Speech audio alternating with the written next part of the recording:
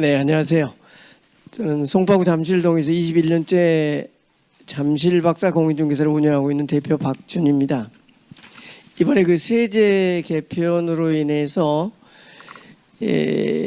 아주 그 고가 주택은 이제 제외하고 밑으로 32억 이하짜리들로 이제 관심이 많이 집중되고 있어요.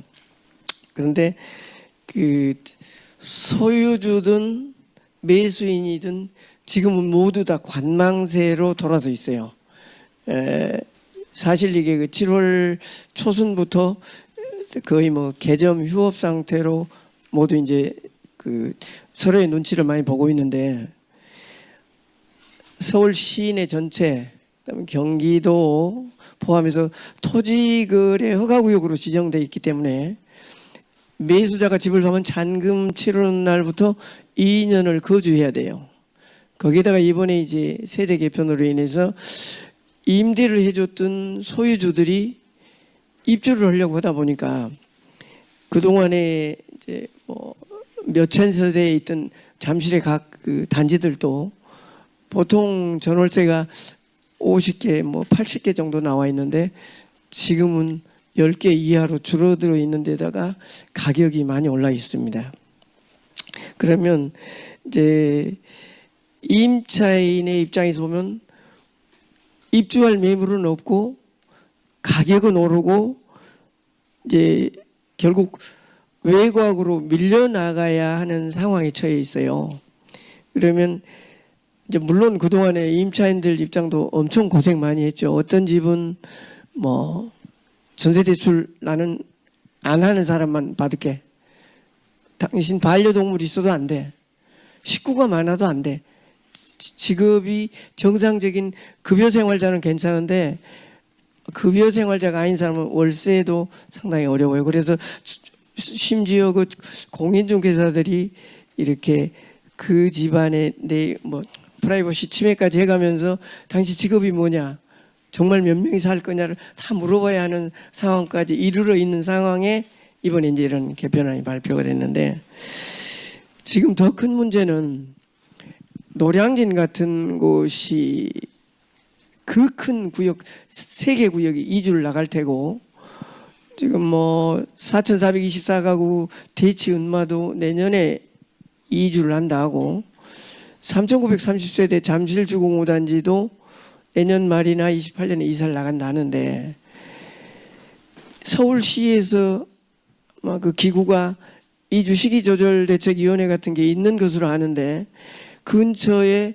대단지가 입주할 때 이사를 내보내야 돼요.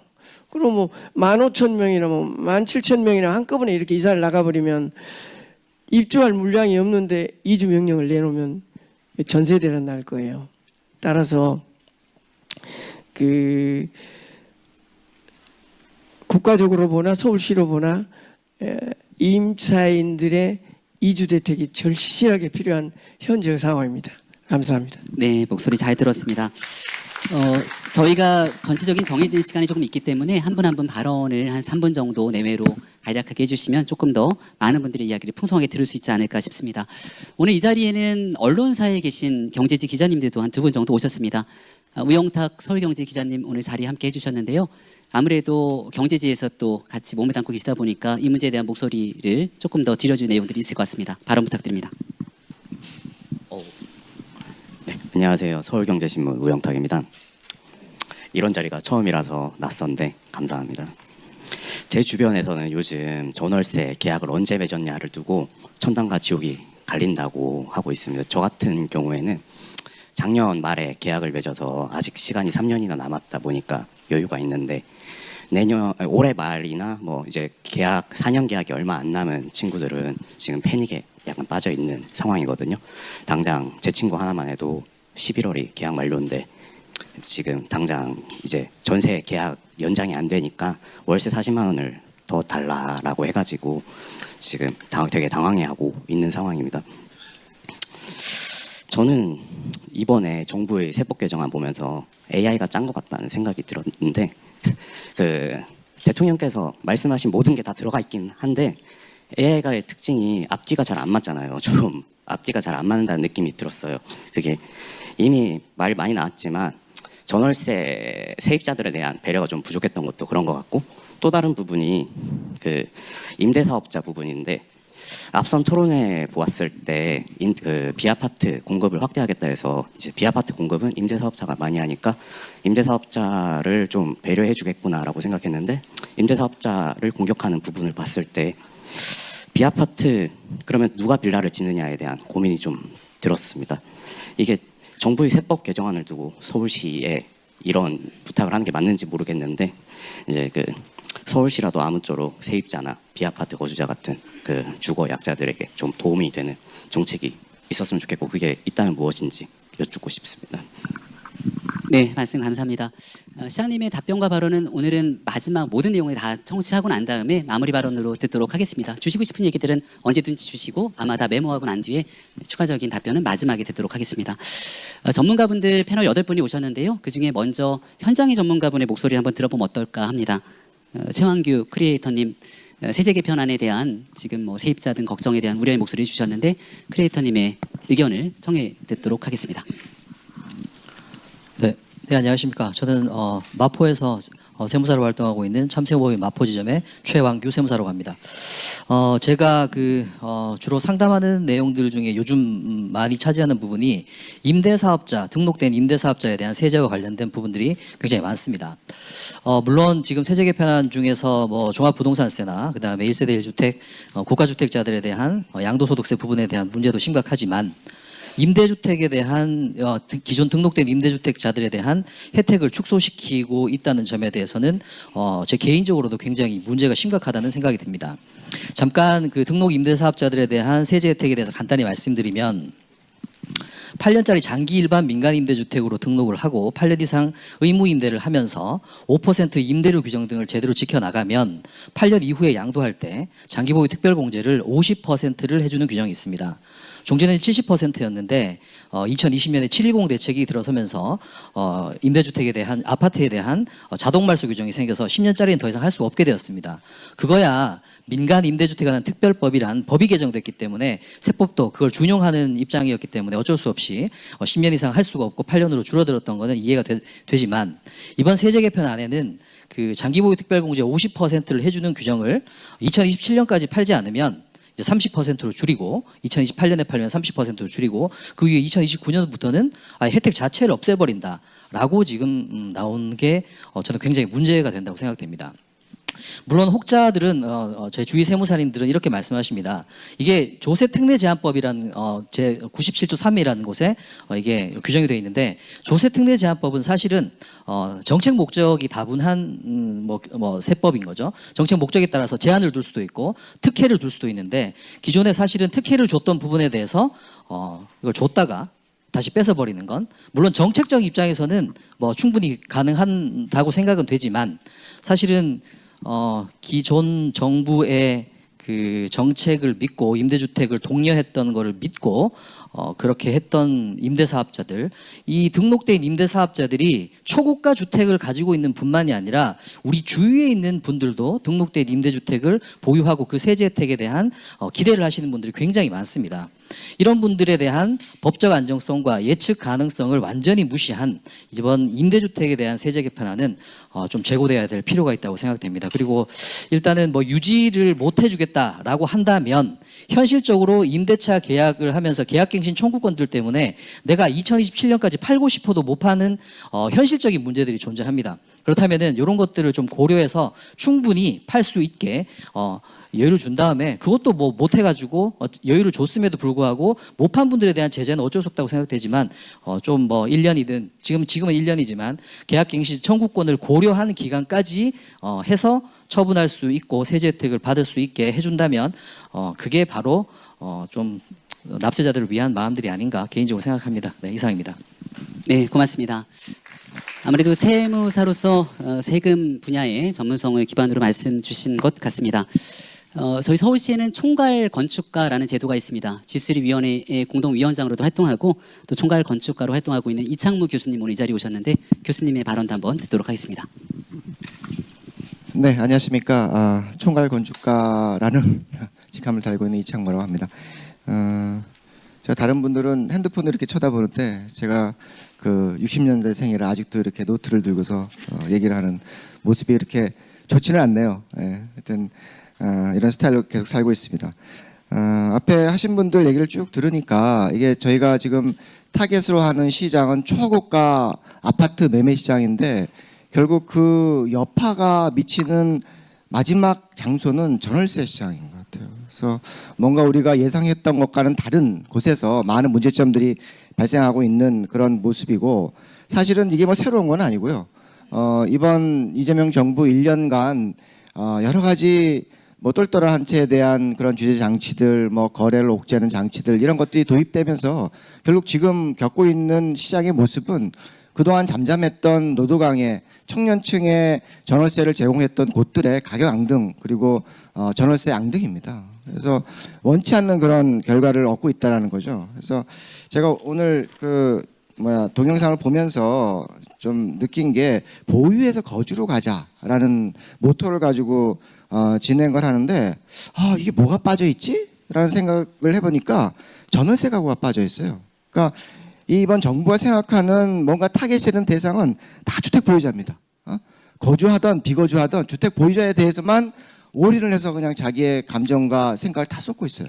그러니까 어쩔 수 없이 지금 벌어지고 있는 전월세 가구에 대한 불안이 야기될 수밖에 없는 기본적인 가치관을 갖고 있습니다. 그래서 뭔가 그런 곳에서 벗어나야 되는 그런 모습인 것 같고요. 근데 불행히도 서울시라는 곳은 대도시권의 중심 도시고 많은 세계 대도시권의 중심 도시는 임차가의 비율이 높을 수밖에 없습니다. 거의 뭐 저희는 한 55%고 아마 가장 높은 뉴욕시 같은 경우 70%에 가까울 겁니다. 왜 그러냐 하면 대도시권의 중심 도시가 갖는 고용이라는 접근성을 누려야 되는 그런 세대들이 어떻게 보면 젊은 층들이거든요.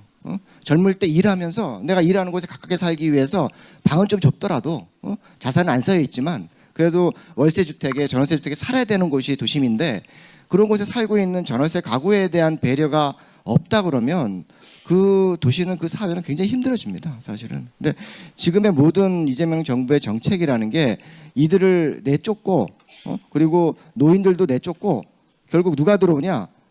자산 여력이 있는 자산 계층들만 들어올 수 있는 모습으로 만들어졌어요.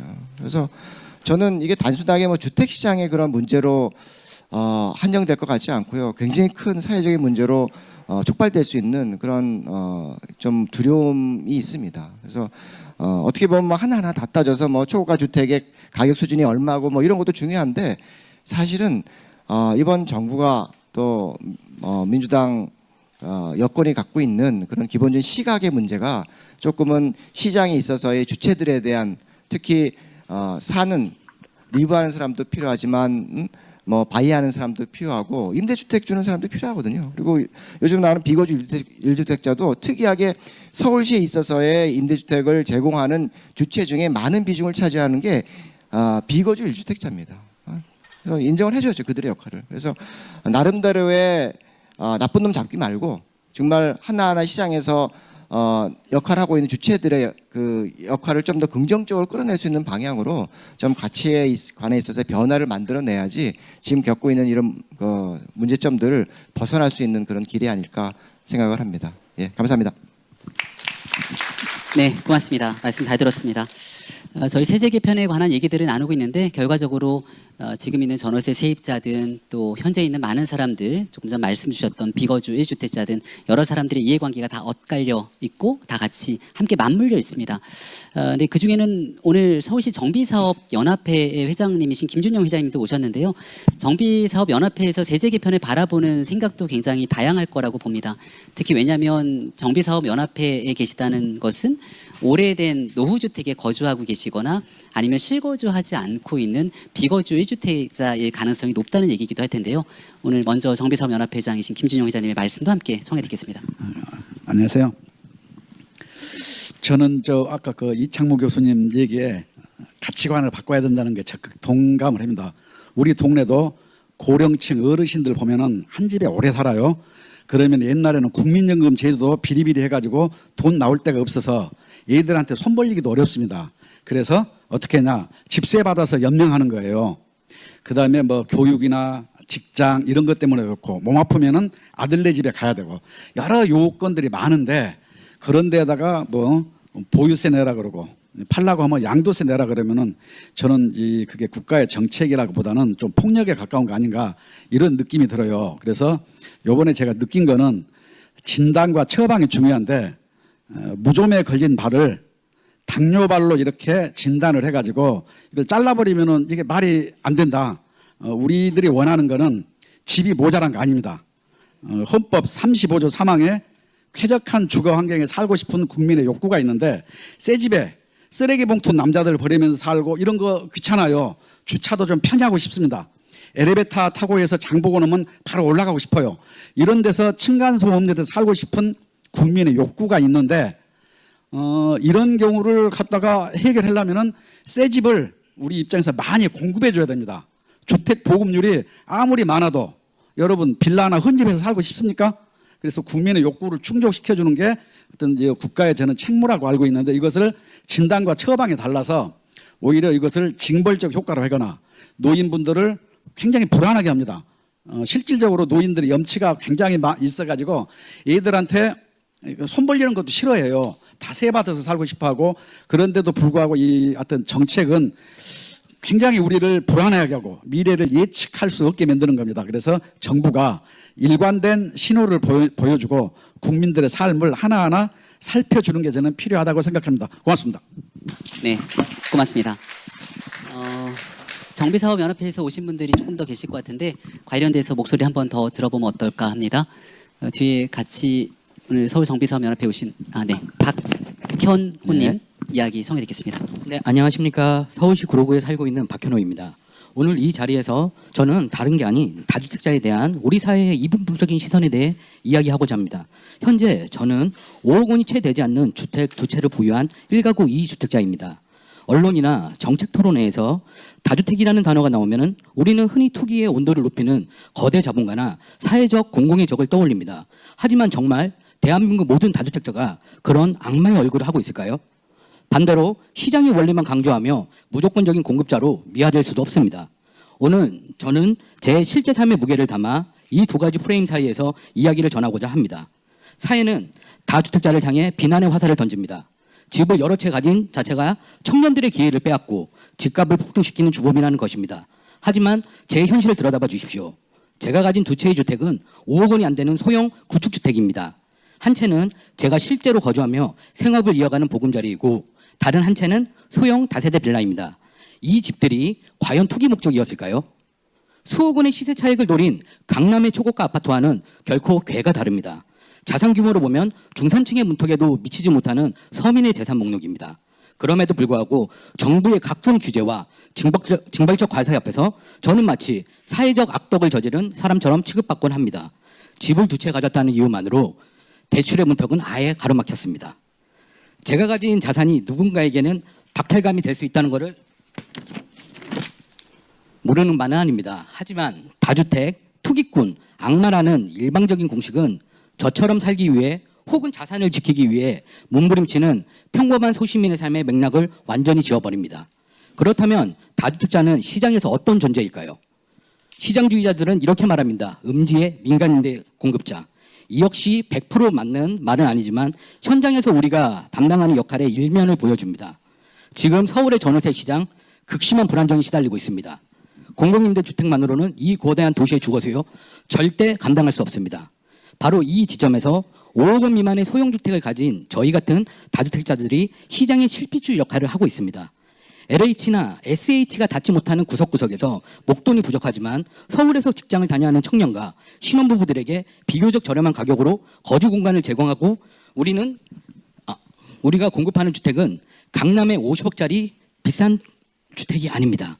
사회 초년생과 서민들이 첫 발을 내딛는 빌라, 다세대 혹은 소형 아파트입니다. 만약 저희 같은 자들이 이 규제에 못 이겨 이 시장에서 완전히 퇴출당하고 집을 모두 던져버리면 그 피해는 고스란히 어디로 갈까요? 바로 전월세 물량의 급감과 그로 인한 임대료 폭등으로 이어져 주거약자인 세입자들의 손등을 조이게 될 것입니다. 마지막으로 다주택자는 악마도 아니고 그렇다고 거룩한 공익적 공급자만도 아닙니다. 우리는 다만 자신의 경제적 상황과 미래의 불안에 대비해 부동산이라는 자산을 선택한 평범한 경제 주체일 뿐입니다. 주거 안정이라는 거대한 목표를 달성하기 위해 과도한 증발적 규제보다는 시장 기능을 살리면서도 실수요자와 임대 공급자가 상생할 수 있는 합리적인 제도적 장치를 마련해 주시기를 부탁드립니다. 감사합니다. 네.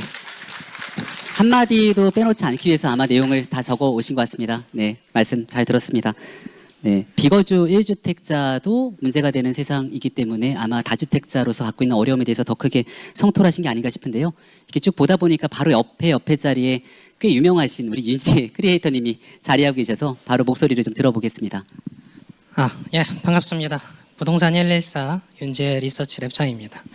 저는 시장에서 한 20여 년 정도 부동산 정책을 분석하면서 기자님들, 여러 언론기관과 소통하고 있습니다. 그래서 저는 보통 정책을 분석하면 중요하게 보는 요소가 이해 충돌, 이율 배반 이런 부분들을 많이 점검을 합니다. 그래서 지난 제가 대토론에 참석을 해서 물론 이제 손은 들었습니다만 발언 기회가 없었습니다만 이번엔 주셔서 대단히 감사합니다. 자, 그러면 이제 세법 개정안을 제가 뜯어보고 이해 충돌 요소가 어디에 있는지 좀 설명을 드릴게요. 분명히 대통령께서 똘똘한 한 채가 지금의 집값 상승의 근저에 자리하고 있다 설명을 하셨습니다. 그럼 지금의 세법 개정안을 보면 똘똘한 한 채를 허무는 정책이 있어야 되는 거죠. 그래서 보시면 1가구 1주택은 거주하라 이렇게 명시되어 있고 장기보유 특별공제에서 거주 요건을 강화해 놨습니다. 자, 이건 똘똘한 집 한 채 강화할까요? 완화할까요? 예, 강화합니다. 똘똘한 집 한 채를 더 강화하는 거죠. 반면에 초고가 1주택이 되면 다주택자에게 적용하던 징벌적 세금을 2029년이면 적용합니다. 자, 이건 똘똘한 집 한 채 강화할까요? 완화할까요? 완화합니다. 가액 중심으로 그 시장을 보겠다. 주택수에서 가액 중심으로 보겠다. 이 진단은 맞습니다. 그럼에도 불구하고 이 두 가지가 이해 충돌로 같이 있다. 그래서 그럼 시장에서는 이런 진단을 내리는 거죠. 그러면 덜 똘똘한 집 한 채로 간다. 이도저도 아니게 되는 그런 정책이 됩니다. 그리고 또 하나, 분명히 대통령께서는 그 보유세를 올리면 거래세는 낮춰줘야 된다 이렇게 발언하셨습니다. 근데 지금의 정책을 뜯어보시면 보유세는 분명히 강화되어 있습니다. 굉장히 진폭이 크게 강화되어 있는데 거래세는 양도세와 관련된 부분을 일부 완화해 줬습니다. 다주택자에게 5에서 한 15%포인트 정도를 중과하는 걸로 이걸 나중에 원복한다고 돼 있죠. 그래서 이 부분들은 거래세를 완화한 겁니까? 아니면 강화한 겁니까? 여기에 대한 질문이 또 하나 있고, 그리고 취득세 부분들은 뭐 아직은 개편이 확정된 건 아니니까 다행스러운 지점은 개편 과정에서 취득세도 좀 논의를 해주셨으면 좋겠습니다. 그래서 이렇게 보시면 한 가지 정책의 이해 충돌 요소가 대통령께서 발언하신 것과 다른 궤를 같이 하는 것들이 상당히 많이 들어 있습니다. 그래서 이 부분들은 분명히 해소하고 가야 된다. 이렇게 발언을 드리고요. 그리고 제가 아무래도 이번 기회에 다 발언을 해야 되다 보니까 전날 여기 요청을 받을 때 자료를 좀 띄워줄 수 있냐 이런 요청을 주셨습니다. 그래서 자료를 제가 하나 가지고 왔습니다. 근데 저렇게 띄우시면 잘 안 보이겠네요. 네, 그래프만 띄워주시면 되는데 설명을 드리겠습니다. 저 그래프 안에 서울시의 그 주택의 순증, 증감 현황들이 있고요. 그리고 서울시의 가구수 증감이 같이 있습니다. 통계청에 지금은 이제 국가 데이터처죠. 거기에 자료에 근거하고요. 2017년부터 가구 분화되는 속도가 훨씬 빠릅니다. 그리고 주택의 순증 부분은 더 적습니다. 그럼 저것만 보시면 서울에서 저걸 이제 누적해서 8년치를 설명을 드리면 주택 가구 증가는 37만 가구 증가했습니다. 물론 인구는 빠지고 있었죠. 근데 주택 수는 27만 가구 증가했습니다. 무슨 얘기냐? 전월세 시장은 그 주거비가 늘어나는 구조가 될 수밖에 없는 구조입니다. 서울시 같은 경우는. 왜냐하면 주택에 대한 개념은 사실은 필수제 개념이죠. 그러면 매매가 필수는 아닙니다. 뭐가 필수죠? 거주가 필수입니다. 그러면 저렇게 가구 수가 주택 수보다 빠르게 늘어나면 당연하게도 주거해야 되는 공간이 부족해집니다. 근데 여기서 참 참고해 보셔야 될 부분은 저기에는 무주택자가 내 집 마련하는 그 과정에서의 주택 수는 포함도 되어 있지 않습니다. 그러니까 우리가 이제 공급 얘기를 할 때 서울시도 그렇고 정부도 그렇고 민간 주도로 하겠다, 공공 주도로 하겠다. 서로 이제 주인공은 나야 나 이런 싸움들을 하고 계신데 사실은 민간과 공공은 상생관계죠. 그러니까 같이 콜라보를 해서 공급을 해야 되는 그런 관계니까 공공 위주로, 공공 주도로, 민간 주도로 이런 의미들은 전혀 의미가 없는 얘기고요. 그리고 우리가 공급할 때도 재개발 재건축 주도로 하겠다, 혹은 택지 개발 주도로 하겠다, 철로 위에 짓겠다, 그린벨트 해제하겠다, 유유부지 활용하겠다. 저 서울시 그 데이터만 보셔도 가용 자원은 총동원해야 됩니다. 재개발 재건축이든 그린벨트든 서울 시내의 그 선호 지역 이쪽에서는 재개발 재건축 정비 사업이든 택지 개발이든 뭐 그린벨트는 이미 서리풀 지구에서 해제하셨으니까요. 그런 식으로 실제 닥치고 공급밖에 없습니다. 근데 그런 과정에서 저 부분들 가구수 분할을 보신다면 서울의 그 수요, 집중된 수요는 사실은 서울시에 있습니다만 경기 인천 쪽으로 사실은 수요를 좀 분화시킬 방법들을 좀 찾아봐야 된다. 이런 평가들을 내리면서 제 주어진 시간을 다 쓰도록 하겠습니다. 이상입니다. 네, 고맙습니다. 지난 토론회에서 못하신 말씀 다 충분히 하셨을 거라고 생각을 합니다. 바로 옆자리에는 저희 노희천 숭실대 회계학과 교수님 참석해 주셨는데요. 관련된 세제 개편 등에 대한 얘기를 또 부탁드리겠습니다. 네, 안녕하십니까. 숭실대학교 노희천 교수입니다. 오늘 이제 이 자리에서 논의되는 것들이 우리가 좀 기대하고 있는 그런 조세 정상화를 통해서 주거 안정이라든지 또는 주택 시장의 안정이 좀 되기를 바라는 마음에 자리를 마련하신 거라고 생각을 하는데, 이제 조금 아직 입법 과정이 좀 남아 있으니까 그 사이에 좀 보완될 사항들을 논의하는 차원에서 몇 가지 좀 말씀을 드려보겠습니다. 먼저 이제 조세 정책과 관련돼서는 이게 연구에 기반해서 여러 가지 세법이 입법이 되더라도 사실 시장 반응을 미리 다 예측해서 하기가 어려운 부분이 분명히 있다는 점을 좀 고려해 주시면서, 또한 우리가 이렇게 얘기하는 그 많은 대책이라고 하는 부분들 또는 보완 사항이라는 것도 사실은 완전히 검증 가능한 부분이 아닐 수 있어서 그런 부분에 대해서는 향후에 좀 더 논의가 더 필요할 수 있다는 말씀을 먼저 드리고요. 일단 그 조세 정상화 또는 세금 부담의 적정화라는 그 이번에 세제 개편안에서 조금 형평성에 좀 초점을 둔 접근이라고 보여지는데, 물론 이제 형평성이 가장 중요한 그런 기준점이 될 수는 있지만, 일단은 뭐 예를 들면 조세 중립성이라든지 또는 조세 수능과 관련된 이제 국민의 수용성, 또 국세행정을 수행하는 데 있어서의 운영 효율성 또는 비용과 관련된 부분들까지도 좀 고려를 한다면 조금 보완할 부분들이 있지 않을까 하는 그런 생각을 좀 갖고 있습니다.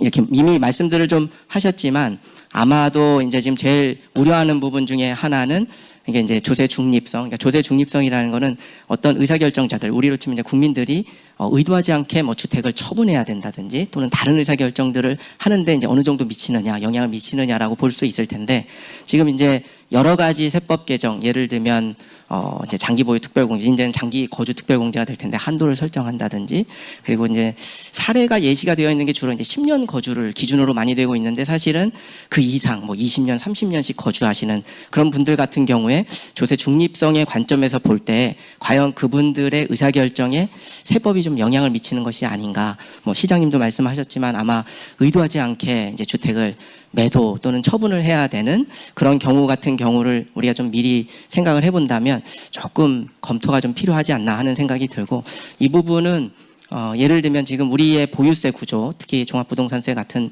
그런 부분들은 재산 가치가 상승하는 부분도 이제 과세할 수 있는 구조로 되어 있는데, 이게 이제 처분 시 양도소득세도 그런 자산의 양도 차익에 대해서 과세하는 구조다 보니까 이중으로 과세하는 효과가 있지 않을까. 그동안은 세율이 적정하다고 생각을 한 부분이 좀 낮다고 생각했기 때문에 문제가 좀 덜 됐다면, 이제는 적정 수준이라고 하면서 좀 올린 부분이 동일한 과세 대상에 대해서 이제 2번 과세하는 효과가 있을 수 있지 않겠냐 하는 우려도 좀 생각을 해볼 수 있겠다라는 생각을 좀 드려봅니다.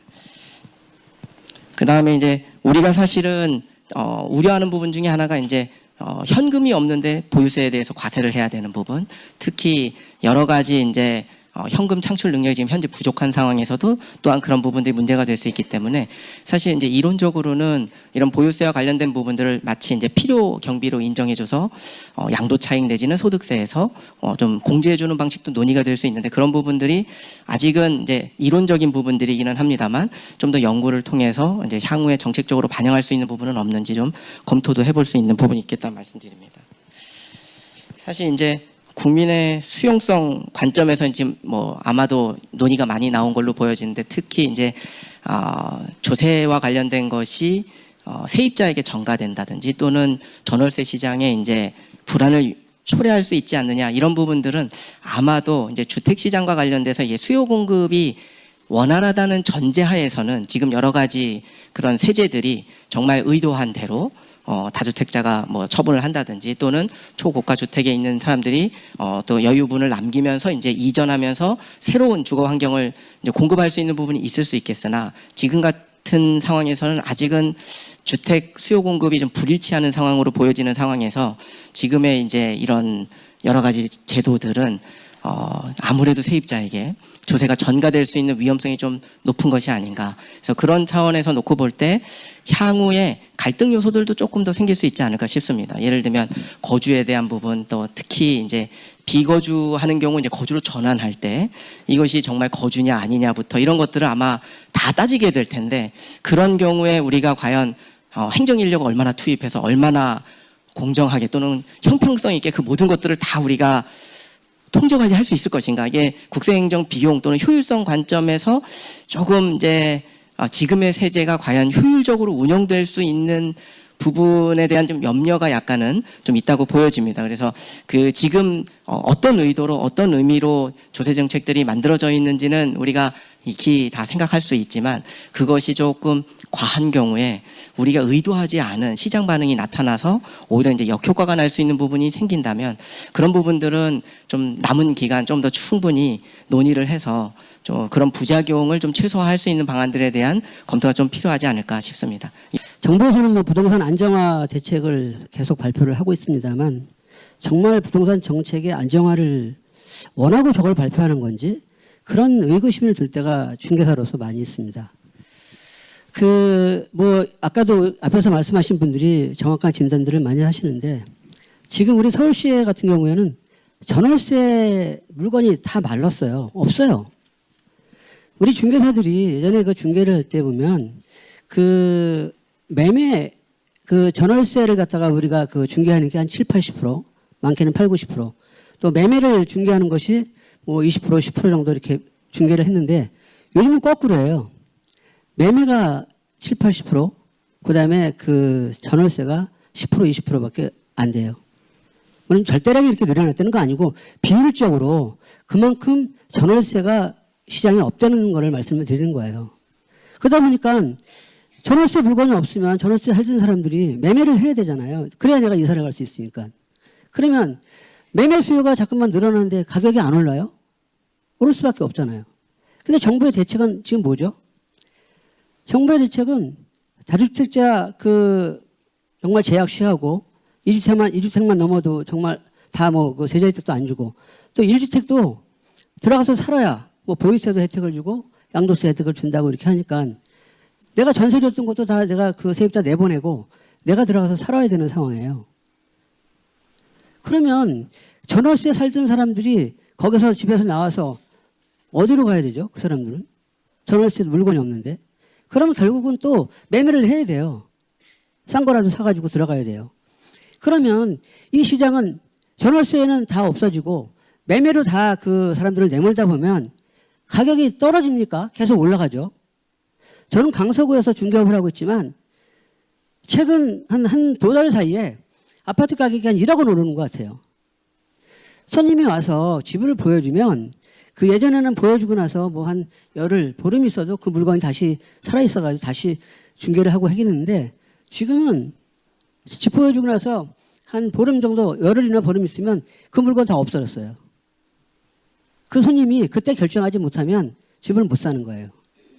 그러니까 그만큼 집이 빠르게 매매들은 소진이 되고 있고 전월세가 없으니까 그만큼 이 서울 주택 이 시장이 이게 왜곡이 돼 있다는 얘기죠. 그래서 그 정부에서 아까도 우리 그 저기 마포의 참사범 그 우리 세무사님 말씀하셨지만 임대사업자가 왜 나쁩니까?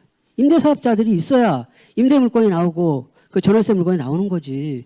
그게 없으면 전월세를 누가 그 물건을 내놓죠?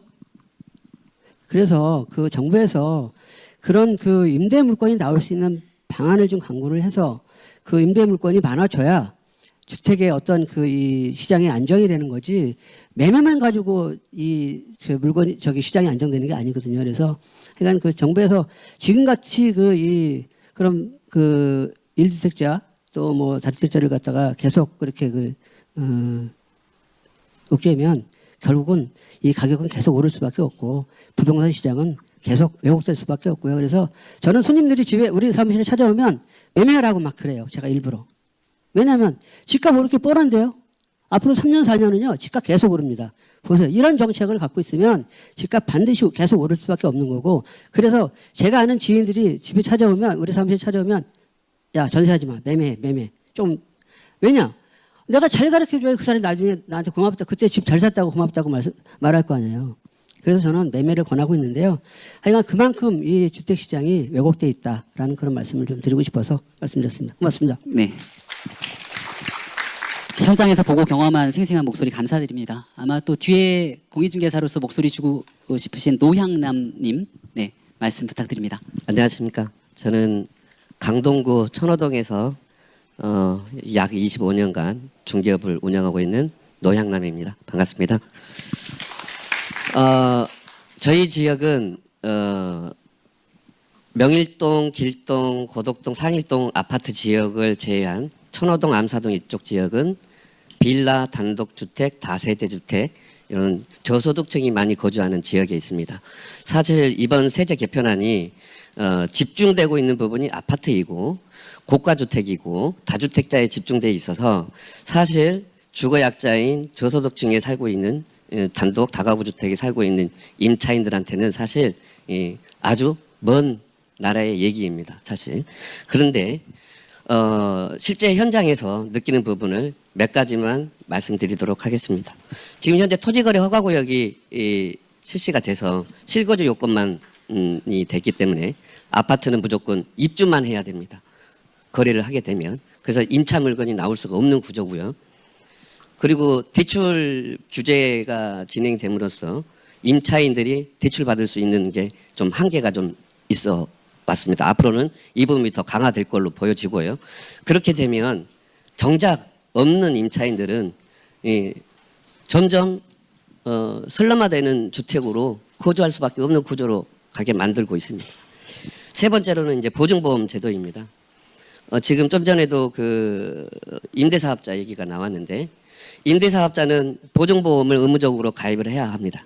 그런데 보증보험 의무 비율이 26년 7월 1일부로 또 하향 조정이 됐지 않습니까? 그렇게 되면 임대사업자는 기존에 살고 있는 임차인의 보증금을 일부 반환을 해줘야 합니다. 돈이 없는 임대인은 결국은 일종의 뭐 깡통 전세 또는 전세 사기 관련해서 임대인은 몰릴 수밖에 없는 입장에 처할 수밖에 없고요.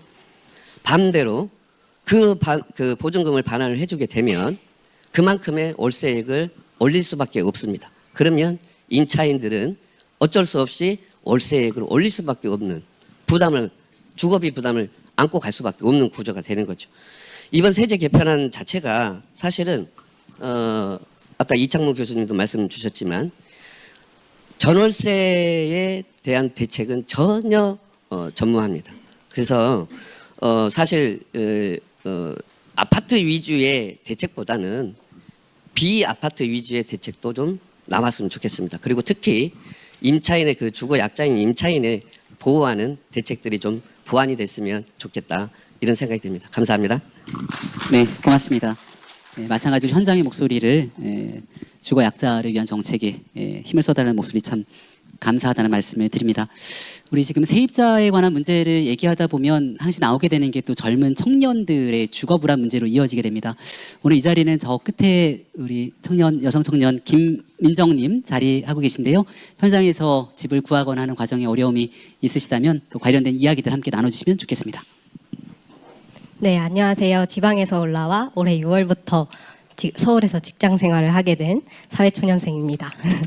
어머니와 함께 올라와서 여러 지역의 부동산을 방문을 했었는데 방문하는 곳마다 다 매물이 없다는 말만 많이 하시더라고요.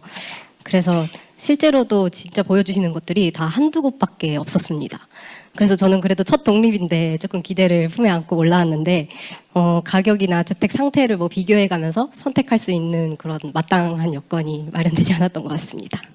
그래서 저는 아직 소득이 높지가 않아서 좀 부모님의 도움도 받고 대출의 도움도 받아서 전세주택을 계약하고 싶었는데 대출 여건도 까다로워지기도 했고 전세 매물도 많이 없어가지고 현재는 결국 월세주택에 거주하게 되었습니다.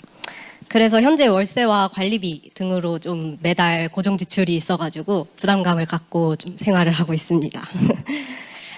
그리고 또 최근 세제 개편으로 인해 임대인이 실거주하게 된다고 하면은 저는 방을 빼야 한다고 제가 어디서 들어가지고 그러면 지금 이렇게 힘들게 구한 집도 또 똑같이 이렇게 힘들게 또 집을 구해야 하는 건지 지금 걱정도 많이 되고 불안감도 많이 갖고 있습니다.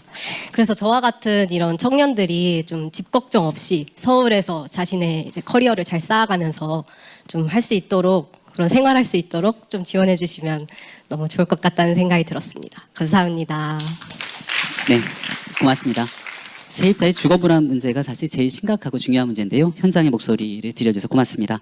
이제 전문가분들도 이 문제에 관해서 갖고 계신 견해를 조금 더 함께 나누면 어떨까 합니다. 아영인의 행복주택으로 유명한 윤인환 크리에이터님 오늘 자리해 주셨는데요. 함께 말씀 부탁드리겠습니다. 네. 안녕하세요. 저는 아이 키우기 좋은 도시 서울에서 새 아이를 낳고 키우는 아영인의 행복주택 윤인환입니다. 저는 SH 원룸 행복주택에서 첫째를 낳았고요. SH 투룸 행복주택에서 둘째를 낳았습니다. 그 과정에서 서운한 점이 하나 있어서 먼저 말씀드리고 싶은데 이게 행복주택은 결혼을 하니까 월세가 오르더라고요. 이제 같은 단지 같은 면적인데 결혼을 했다고 월세를 더 냅니다. 올해 SH 1차 모집 공고를 보면은 한 단지는 6만 원이 더 높고 다른 단지는 이제 8만 원이 더 높더라고요. 신혼부부라는 이유로 더 내야 했습니다. 이게 보증금도 한 2천만 원 정도 더 비싸고 그래서 앞에 전세 매물이 없다 이런 얘기를 해주셨는데 월세보다 크다. 근데 공공임대주택에서는 2016년부터 이제 전세 매물이 확 줄었습니다.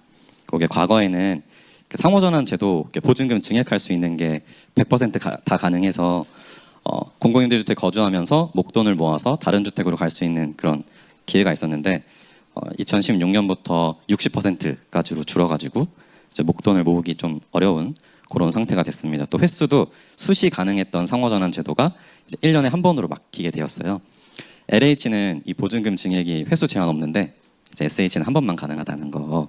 그래서 민간에서 전세가 사라진다 이런 걸 걱정을 하시는데 공공은 이미 10년 전에 사라졌다. 그 얘기고요. 현재 공공임대주택에서 전세로 살 수 있는 거는 장기 전세주택이랑 든든 전세주택 딱 두 가지밖에 없습니다. 여러 가지 이유를 SH에서 말을 했는데 이해는 됩니다. 근데 지금 이제 그 장기 전세주택 2 미리내 집에서 납부유예라고 해서 사용하고 있는 게 있는데 그 정기예금 금리로 기존 그러니까 원복을 하게 되면 임대료의 100%까지 이제 보증금 증액을 할 수 있게 되면 초과분에 대한 이유를 그 정기예금 금리 정도로 하면 어떨까? 그러면은 세 가지가 풀릴 거라고 생각이 되는데 임차인은 월세로 사라질 돈을 보증금으로 쌓아서 다른 집으로 갈 수가 있고 SH는 은행에서 돈 빌리는 대신에 입주민한테 받아가지고 건설을 더 할 수 있지 않을까? 그렇게 공급을 늘릴 수 있다. 또 이게 이제 정부의 대출 규제와 이제 충돌하지 않는다는 생각도 듭니다. 이렇게 지어진 집이 또 다른 누군가의 보금자리가 되니까 선순환 구조가 아닐까라는 생각이 들고요. 이런 임대 조건은 국토부 고시사항으로 알고 있습니다. 그러니까 서울시가 먼저 검토해서 좀 건의해 주시면 좋겠습니다. 감사합니다. 네, 고맙습니다. 공공주택에서 꼭 필요한 제도 개선에 관한 이야기를 해주셨는데 네, 내용 잘 메모토록 하겠습니다. 고맙습니다. 다음은 정재훈 단국대학교 도시계획부동산학부 교수님도 오늘 자리해 주셨습니다. 전문가로서 같이 함께 이야기 나눠주시기를 부탁드립니다. 네, 오늘 시민의 목소리와 이렇게 제안의 자리를 만들어 주셔서 서울시와 관계자분들께 좀 감사의 말씀을 좀 드리고 싶고요. 정부가 지금 현재 과세 정상화와 실거주자 보호라는 목적으로 세제 개편안을 지금 발표를 했는데요. 지금 현재는 이미 기존의 규제, 우리가 토지거래 허가구역에 대한 규제로 인해서 이미 전세 물건도 급감하고 임차 비용도 상승하고 있는 상황이 있고, 더욱이 매매 전세 월세가 트리플 강세가 지금 나와 있는 현상입니다. 이에 대한 어떤 불에 기름을 붓는 현재 그런 격이 나타나서 저는 두 가지의 예측과 세 가지의 대안에 대해서 오늘 이 자리에서 말씀드리겠습니다. 첫 번째, 모든 시민분들과 이제 관계자분들이 말씀해 주셨다시피